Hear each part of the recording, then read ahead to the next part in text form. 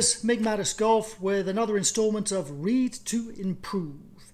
Now this is an important one because this covers a quite misunderstood part of the golf swing, which is the swing plane. Okay, you could ask 10 different instructors, they'll give you 10 different definitions of the swing plane.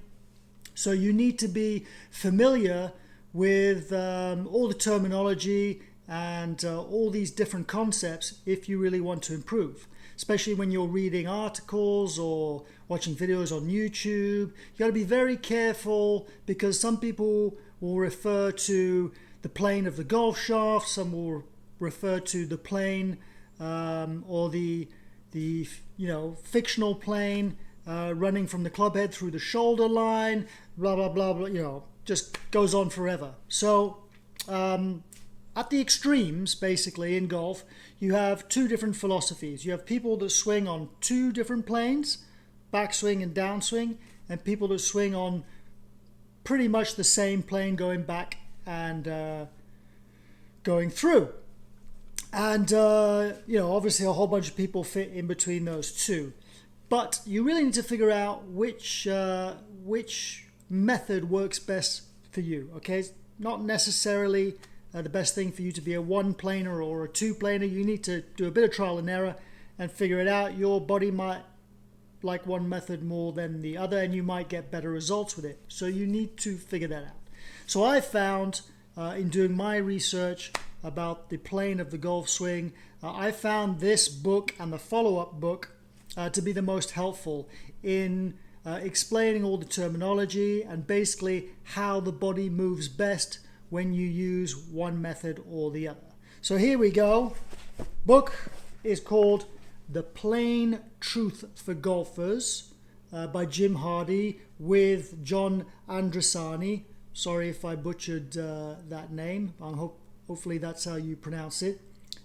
Plain Truth for Golfers. And then they did a follow-up which is fantastic called The Plain Truth for Golfers Masterclass.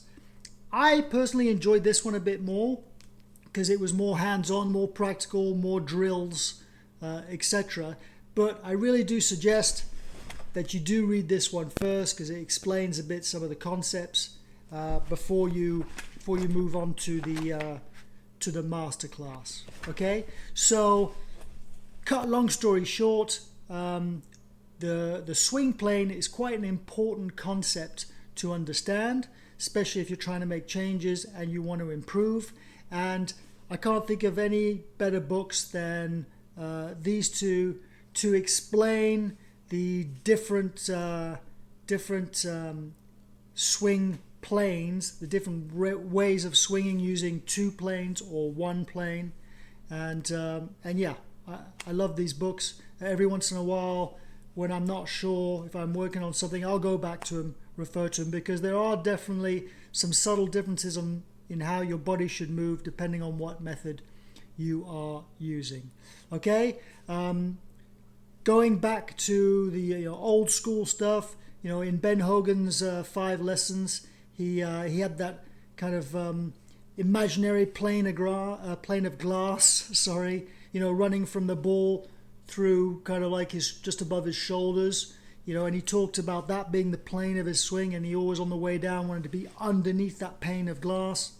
That was a fantastic concept for its time, and Jim Hardy has kind of expanded on that and explains very cleverly, how to use one method or the other.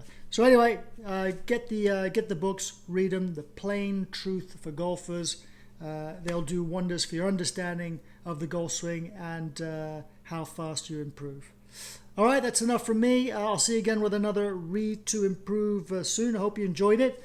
Please subscribe to the channel, give me some thumbs up, and leave some comments. Let me know what you think.